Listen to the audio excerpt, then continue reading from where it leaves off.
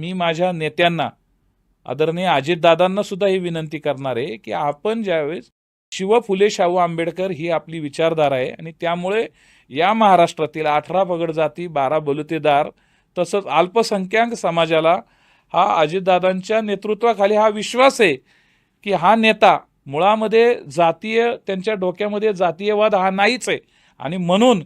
या नेत्याच्या पक्षामध्ये सर्वांना स्थान आहे आणि सर्व समूहाला बरोबर घेऊन जाणारे हे नेतृत्व आहे। विशेषतः मुस्लिम समाजामध्ये सुद्धा अजितदादांच्या नेतृत्वाविषयी एक कमालीचं आकर्षण आहे आणि एक विश्वास आहे की माननीय अजितदादा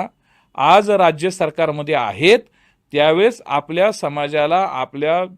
धर्माला योग्य तो न्याय देतील, योग्य ती दिशा देतील आणि या महाराष्ट्रातील जनमानस किंवा या महाराष्ट्रामध्ये कुठेही कटुता किंवा विद्वेषाचं जे राजकारण आहे ते निश्चितरित्या हाणून पाडतील आणि या महाराष्ट्राला चांगल्या जातीय सलोखा आणि एकात्मतेकडे घेऊन जाण्याचा विचार निश्चितरित्या आम्ही राष्ट्रवादी काँग्रेस पक्षाच्या माध्यमातून इथून पुढच्या काळामध्ये करणार आहोत आणि आपल्या माध्यमातून सुद्धा आपण हे लोकांपर्यंत पोहोचवू।